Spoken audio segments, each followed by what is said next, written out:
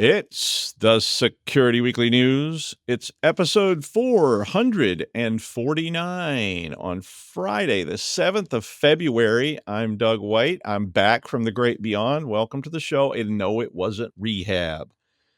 We got AI cheese, CISA, Scaryware, Kimsuky returns, backups, encryption, Jason Wood, and more on this edition of the Security Weekly News. This is a Security Weekly production for security professionals by security professionals. Please visit securityweekly.com/subscribe to subscribe to all the shows on our network. We interrupt our program to bring you this important message. It's the show that keeps you up to date on the latest security news twice a week. Your trusted source for accurate security information and expert analysis. It's time for the Security Weekly News. Imagine a world where every threat, ransomware, supply chain attacks, zero-day exploits, is stopped before it can even begin. ThreatLocker makes that world a reality with a zero-trust approach to cybersecurity. By giving you granular control on every executable that can happen in your environment, ThreatLocker protects your business around the clock.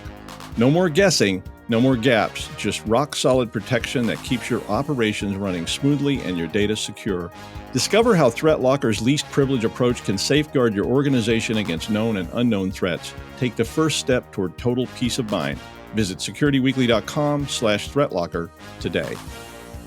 IT professionals, mark your calendars. Zero Trust World 2025 is happening in Orlando, Florida, February 19th to 21st.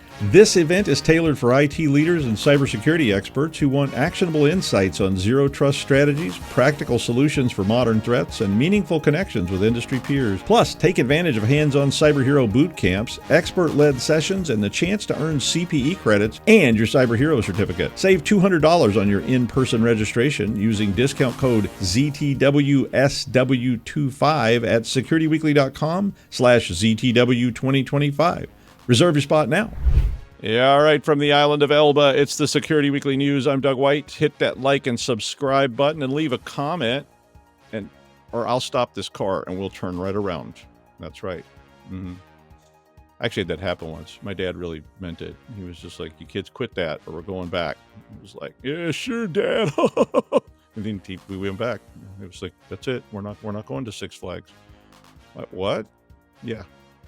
Security Weekly listeners save $100 on their RSA Conference 2025 full conference pass. RSA Conference will take place on April 28th to May 1st in beautiful San Francisco and also in not so beautiful On Demand.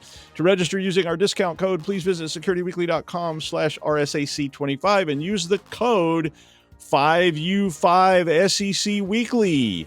We hope we'll see you there.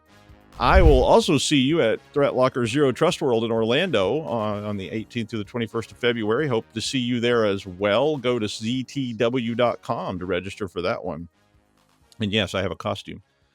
All right. CISA. Feels like they should have a tone, right? Like a sting. Like, boo. CISA.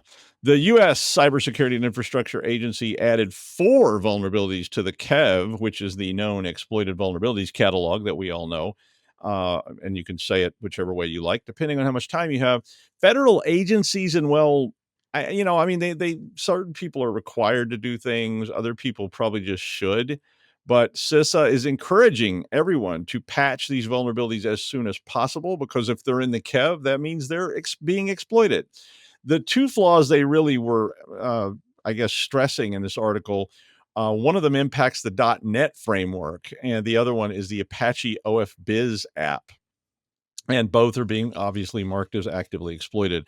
They didn't really say much about what it was, who was doing it, or what it does. But if you have a flaw in .NET, I mean, that's kind of like saying, this giant red hot knitting needle that's stuck in my eye, do you think it's serious? I mean, .NET can access just about anything. I mean, it was sort of the whole premise of that .NET framework was that that's an API that basically plugs into everything. So it's kind of a problem. The .NET bug is an information disclosure bug that was found by Code White, and it was no relation, and it was disclosed to Microsoft all the way back in November of 2023. Microsoft at the time chose to do nothing. saying that it did not meet their bar for immediate servicing. It's an interesting way to say that. It's kind of like that guy with his ear in a bucket of ice in the ER that was still waiting, and I got bumped ahead of them because my eye was bleeding. And I was like, he has his ear in a bucket of ice. And that really happened. Microsoft did then patch this in January of 2024, but kind of didn't say much about it. And then Code White released all the tech details in a proof of concept in February. And then Microsoft said, oh, I guess we should get on this. And they released an advisory and a CVE for the flaw in March and cited the researchers this time. I guess people didn't patch it. But the Apache one is a remote code execution vulnerability that affects off-biz before 18.12.16. Rapid7 found that one and also released a proof of concept. So since those have proof of concepts out, Apache patched that in September of 2024. Federal agencies who are subject to the KEV must patch this by the 25th of February or stop using the products. But look, I mean, patch it, okay? Like, really, it's been out there a long time, and there's handy dandy proof of concepts laying around that people can get. So think about that. CISA also added a high-severity Linux kernel vulnerability to the KEV this week, which means that, again, you have to comply if you're one of those subjects, and if you're not one of their subjects, you should probably patch it anyway.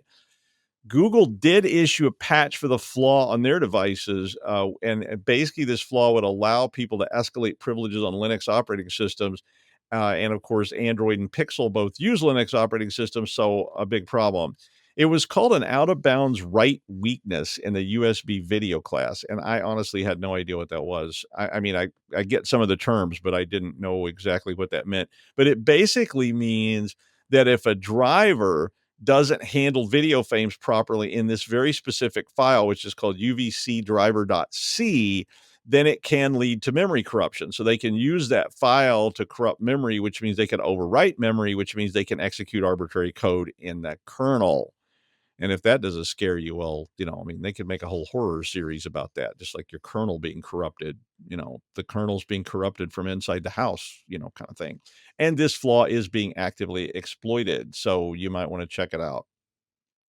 As long as it's CISA Day, another warning from CISA was that Trimble CityWorks GIS-centric asset management is under active exploit in the wild as well, if you're using that product.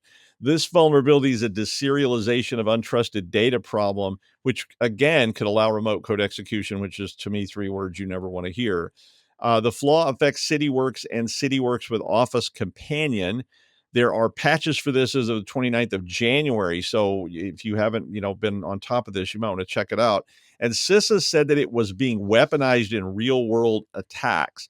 CityWorks, who makes the product, also reported unauthorized attempts to gain access to CityWorks deployments.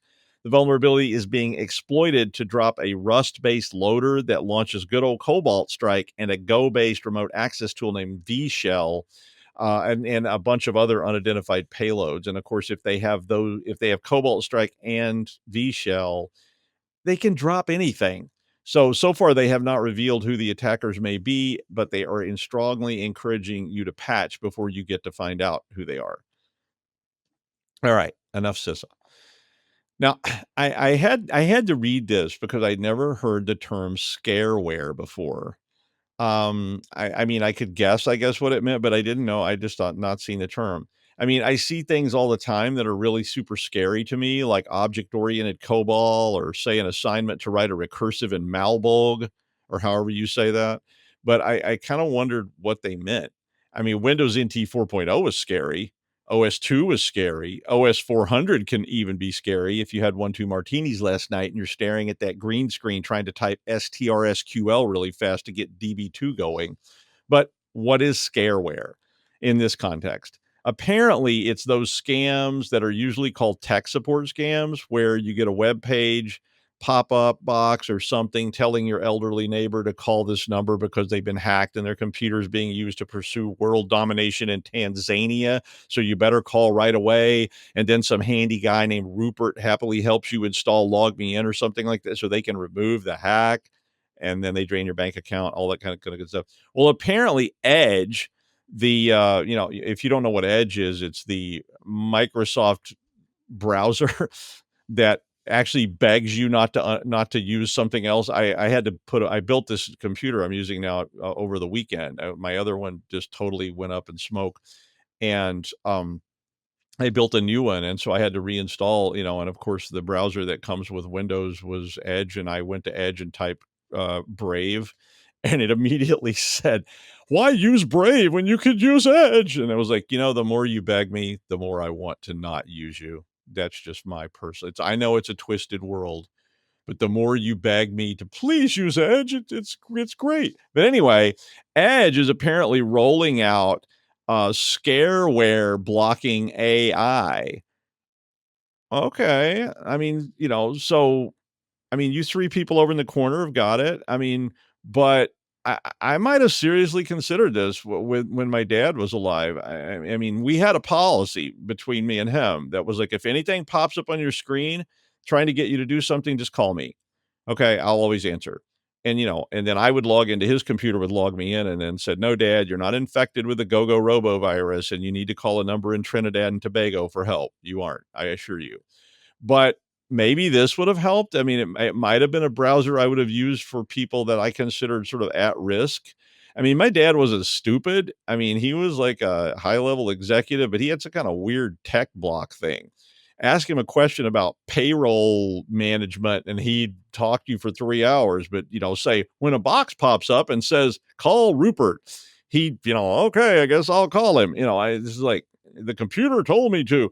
But anyway, I couldn't get it at all. But is this better than something else? I'm going to leave you to decide that. But it's an interesting development. I'm sure everybody else will have it soon, except Google. They're not going to block anything. They'll say they will, but they won't. Well, Kimsuky is a threat group from North Korea that's been around a long time. It's one of the first threat groups I think I ever remember talking about, going, who named this? But Kimsuky. They have other names too, but all threat groups have like 18 different names because everybody wants their name to be used. So somebody's calling you Tossed Octopus, and somebody's calling you Kimsuky, and somebody's calling you, scarlet inflammation in your pants or whatever. But they are most likely an OG North Korean group. I'm not 100% sure, but that's, everybody says that. They recently shifted their tactics from old school backdoor implants. Yes, I said backdoor implants. Stop giggling. And they switched to an RDP, which is, of course, a handy dandy built-in backdoor on your system that runs on port TCP 3389. And you might have opened that to the internet, exposing your backdoor to everyone. Stop giggling. But OnLab reported this on Tuesday, that they've sort of switched up. So Kimsuky typically used things like Appleseed, Tiny Nuke, Meterpreter, Pebble Dash, and they did use one of those tools to get, persistence in your network. But their new approach is using a customized RDP wrapper utility that has 3 built-in proxy tools to make it stealthier. They basically send out spear phishing emails, of course, that have .lnk shortcuts, which look like PDFs, Excel, Word documents. So people click them, and then they execute. And when they execute, they run PowerShell. Sometimes they run Microsoft HTML app process to install other things like Pebble Dash or their RDP wrapper. Basically, RDP wrappers like the old back orifice product that used to exist a long time ago for Windows NT. And it was typically used on systems that could not support some kind of remote access, like, say, Windows NT. Or Windows Back Office was the other product that would not let you connect to it from off-site, and that was sort of a Microsoft security thing. And of course, Back Orifice was manufactured by somebody, I think, Cult of the Dead Cow, and it worked, but it also had a backdoor built into it. This one gives them a launching platform. If you're running, you need an RDP access, and you put this on the system, they can get in. And then they embed things like, there's a mutex called my little project, I guess is how you say that, L proxy mutex, and a Go-based RevSox tool, along with a bunch of keyloggers and InfoStealer. They have one called Force Copy. And if you don't know what a mutex is, it's a multi-threading control. And so it's a way that you can, and it's a totally legitimate way to control the access to resources by multiple threads, so that the threads don't just go crazy and a whole bunch of them are all trying to access a resource at the same time. And in malware, of course, a mutex is a way to make the footprint really, really small. And that way it's harder to detect. So beware, Kimsuky returns. Now, I put this story up because it's rather bastard operator from hell. So it's a regular blog on the Register where they post, it's like tales from, help desk or something like that. And they're pretty fun to read. And, they often remind all of us of things we do. But it brought up a really good point to me that I saw in real life in an audit. So in my case, the client was making tape backups of 3 servers that they did make religiously, because I wrote them up for not making backups. And they even contracted an offsite storage vendor to put 1 cycle of tapes there in case there was a fire, a tsunami, Elon Musk appears in a puff of smoke, or whatever threat arose on site. And when I asked them, and they'd been written up on this too, about restores, they said, of course, they tested the process. And I was like, "Are you a corporate lawyer? Because you sound like a corporate lawyer." Because that word process caught my eye. And I said, "Now, when you say you tested the process, what does that mean you did exactly?" And they said, "Well, we went off site, we got the tapes, put them in a van, and drove them back over here." And I was like, Okay, but did you read the tapes? Did you actually try to restore them, or did you just say, 'Here they are, yay'?" Now, these were QIC 36 tapes running on a Colorado T3000 tape drive, and they could hold about 500 megs per cartridge, which sounds laughable today, but at the time, it was pretty impressive. And they had, like, 4 cartridges in a package. So they had 4 on site, 4 in a safe, and 4 off site. So 4 were being used, 4 were being stored in the safe, and 4 were actually moved off site. Now, when they finally agreed with me to do a test restore of a random set of 100 files, okay, and the files crossed all 4 tape boundaries, well, guess what they found out? The read heads on that tape drive didn't work. They had these things for like 10 years, and the read heads failed, and they could not actually get a replacement. Colorado didn't exist anymore. HP bought them in the 90s. No, I haven't been drinking, even if it is 12 o'clock somewhere. But basically, their backups were worthless. Now, a lot has changed since those heady days of 2005, but the issue's still the same. You make backups, you do all the right things, but have you evaluated an actual restore process, especially if you put it under adversity? So the building is flooded with water, the elevators don't work, nobody can even get there. How do you back up? I mean, even at home, I had somebody ask me about last year about this. How do they get their stuff back because their computer was stolen? And I said, "Well, I don't know, get a new computer, install the backup software, and then do a restore." And he said, "Well, I don't even know what was being used. I don't know how to get into it. My friend Terry set it up and he died last year. What should I do?" And I said, "Well, I don't know, Ouija board?" I mean, I don't know what you do in that case. I mean, he didn't even know what backup software was used or where the backups were being stored in the cloud. So how do you get that back and log into it? You got me. So think about it. When was the last time you actually tested your fancy backup system? Do you have a base installer for that server so you can begin restore and all that software for that giant robotics room down in the basement? Do you have that somewhere? Do you know how to do this? Don't just say, "Of course, we'll do a restore." Sure you do. Nighty night. Okay, here we go with this nonsense again. This story just popped up. The UK government, United Kingdom, has issued demands to Apple that they must create a backdoor in their encrypted cloud service. Now, they're targeting ADP, which is Advanced Data Protection, which Apple uses. It's end-to-end strong encryption, and it protects data that's been uploaded to Apple and is being housed on their servers by their end users and endpoints. Now, ADP is pretty strong, and it's end-to-end. So technically, only the account holder can decrypt the files, even if they are at Apple. Now, Apple has pretty much always pushed back on this government stuff and said, "Nope, nope, nope, we're not doing it. We're not doing it. We're not doing it. We don't even exist in the UK." And, they've really pushed back. But in the United Kingdom, they have a law called the Investigatory Powers Act, or the IPA, which requires companies to assist law enforcement in providing evidence. Now, Apple says the IPA gives the government the authority to issue secret orders that require providers to break encryption and insert backdoors into their software. Sound familiar yet? Remember the Clipper chip in the United States? Yeah. I mean, I get both sides, right? I mean, I understand that law enforcement wants to be able to get to bad people's stuff and see what they're up to and monitor them. Wiretaps, phone taps, all these kind of things that they've been doing for years and years and years. But there's also cases of abuse by law enforcement.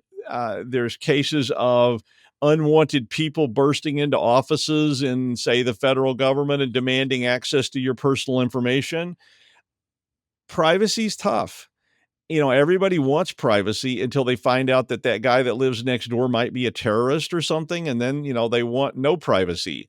So, remember PGP, pretty good privacy when it first showed up, and the US government didn't like it because it was pretty strong encryption, and they classified it as a munition and said it cannot be exported. It cannot be seen. It cannot. And Phil Zimmerman just took the source code, printed it in a book and released it in Europe.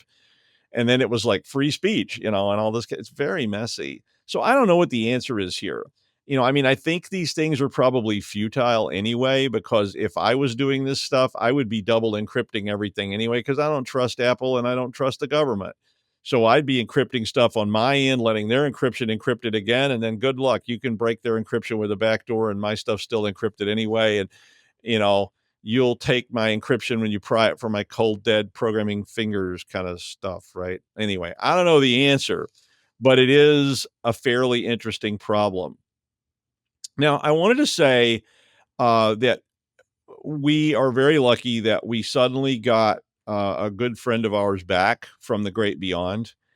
And I was really, really pleased to see him show up today when I logged in, because it was the first time I had been on the show again when he was actually here. I know he's been on the show a couple times when I had to be away for cons, but very, very, very happy to say welcome to Your Bet Your Life. Today, our first contestant is a housewife from Pasadena, California. Please welcome Jason Wood. Hi, Jason.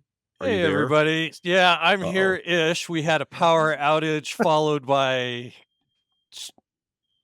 different things going off around I the saw house. things blinking and going crazy there, and I was like, maybe the tsunami hit, and like Jason's first day back is just like water flowing past the camera. Oh, man. Yeah, literally just in your middle last story, and all of a sudden, boop, everything goes. So, hey, I made it. I don't know how long I'm going to be here. I was vamping. I was like, let's play one more verse while we. Hey, we got power again. Okay. Let's see how long this lasts. I see All that. right. Now you get a power surge. Yeah. Test out my battery backup Okay, system. you go. All right, let's do this before anything else happens. So today, I found this article today. Actually, last night, yesterday.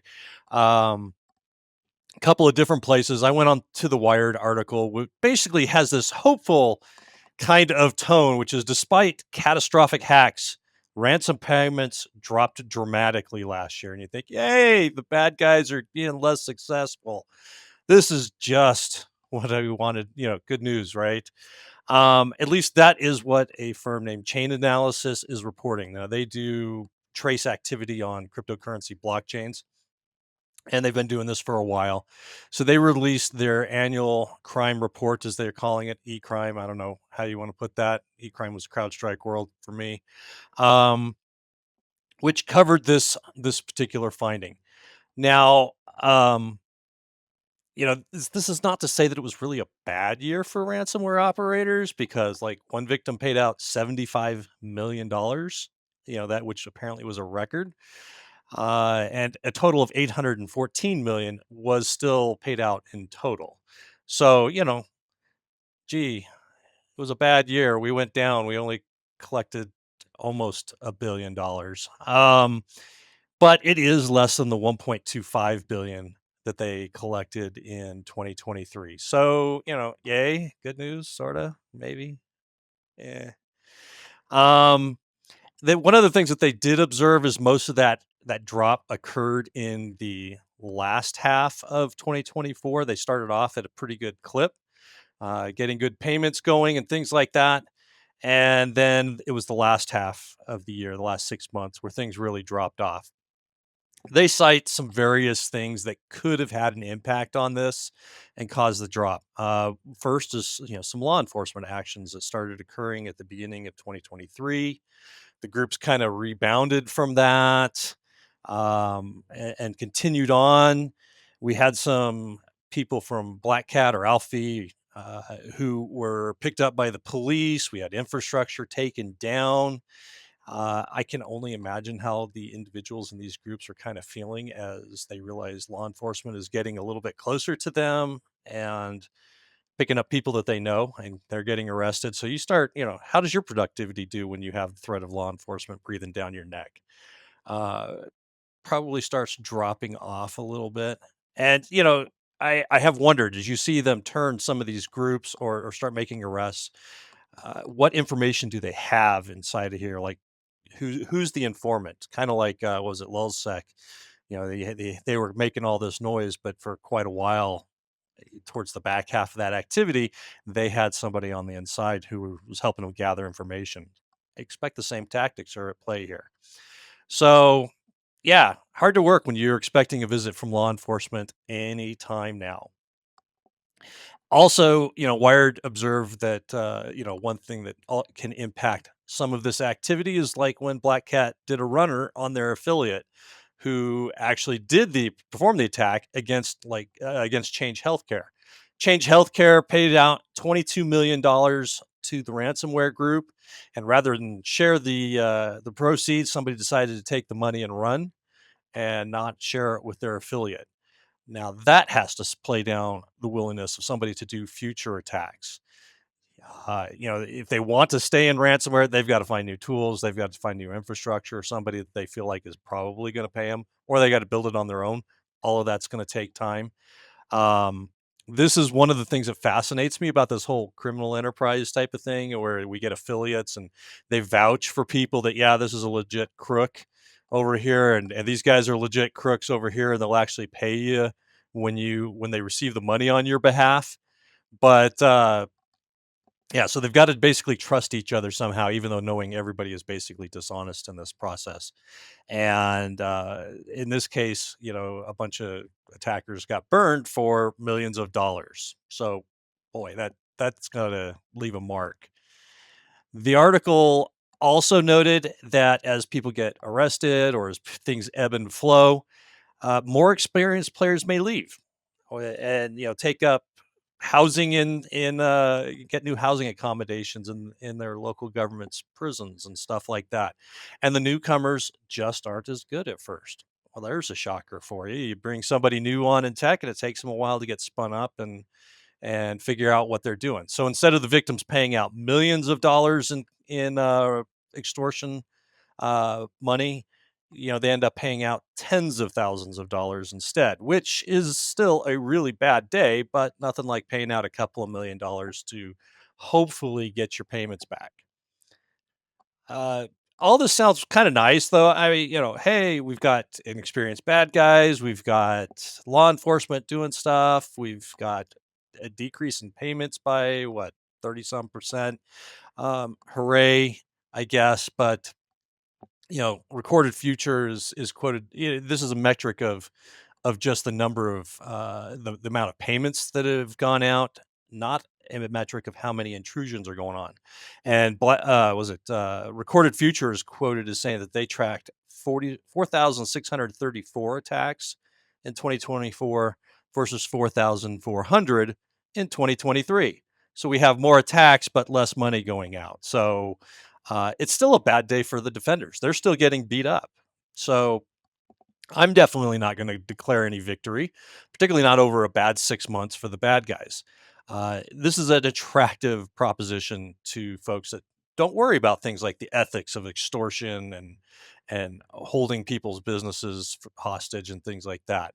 I mean, you get to work from home in your pajamas. You get lots of money if you're successful. What's not to love?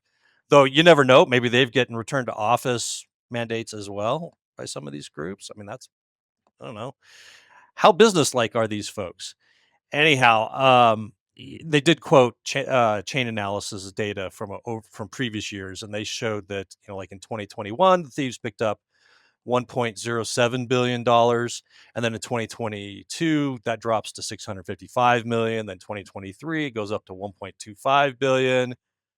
So now in 2024 we're down to, what was it again, 814 million. So yay, it dropped. But again, this seems to just be how things go. It goes up, it goes down. things happen. So defenders out there, don't get too excited about this. If somebody comes running in saying, "Hey, look, I saw this is coming down. Maybe we don't need to pay that money for this defense you're asking about." Well, yeah, go on down where they start talking about the ebb and flow of these things and point out that this was just a bad year for them. If you want to call $800 million a bad year. There were still a ton of stories about the various scams out there, changes in TTPs, hello Kimsuky, in their activities, and victims getting hammered. So, as tempting as it is, I think maybe the risk has dropped. It really hasn't. As they quoted a researcher named Brett Callow to say basically that, things will rebound. This is what's going to happen. So the battle is going to continue on. We're still going to end up talking about ransomware. We're still going to end up dealing with ransomware because it's just a great business model, I guess, for folks that are willing to steal like this. You get to sit off from a distance and pull potentially large amounts of money out of victims and stuff like that. And hopefully, you're smart enough if you're one of these groups that law enforcement doesn't track you down and lock you up for a number of years with bad neighbors and really poor housing and food and things like that. So, yeah, the battle continues. Don't let your guard down. The bad guy is going to continue to steal. Doug, back over to you. Hopefully, hey, and power stayed on, so I'm feeling good. I raced through that. Every minute I was waiting for the big fade to black. I was like, okay, I'm gonna jump in here. Yeah. Thank you, Jason. Well, once a year in the United States, companies line up to spend big bucks to develop and play an ad in the big game. Now, these ads are rated, evaluated, scored, and perused and debated and trashed, loved, hated, whatever, by many, many, many people. Some of the people only watch the big game to see the ads, although a lot of people don't have to do that anymore. They just watch the ads on YouTube. Now, these ads cost a lot of money, like millions and millions and millions of dollars for just like 30 seconds. But theoretically, they're going to be seen by a lot of people who are probably drunk, which could help. But if they suck, they get panned big time, and Don Draper and Sterling Cooper lose their expense accounts and have to buy Chevrolets instead of Cadillacs next year. But Google is apparently running some ad campaign called 50 Stories from 50 States with tailored ads being generated by Gemini, which is their AI, in various local markets. So I guess if you're in Rhode Island, you get ads for Fireball and cigarettes. And if you're in Louisiana, you get ads for crawdads and voodoo supplies or something like that. I don't know. Anyway, not sure. But the ad for Wisconsin, which is a U.S. state in the Midwest Farm Belt and is famous for various forms of congealed fat drained from the sweat glands of large animals, which is also known as cheese, was slated to get a Gemini AI-generated ad, and it featured a Wisconsin Cheese Mart owner asking Google's writing assistant for a description of smoked Gouda that would appeal to cheese lovers. I'm like, you really need to appeal to cheese lovers for something like smoked Gouda, which is kind of common. But anyway, the AI said, this was its reply, quote, Gouda is one of the most popular cheeses in the world, accounting for 50 to 60% of the world's cheese consumption. Now, I guess Gemini likes Gouda, since the official cheese market publications say that Gouda is only the third most popular cheese after cheddar and mozzarella, and that many people can't even pronounce Gouda. I might have made that part up. But they also list Gouda as an other, which probably includes things like katsumazu. You don't want to look that one up before lunch. You might want to wait till you feel pretty stable before you look up katsumazu, because it's pretty gross.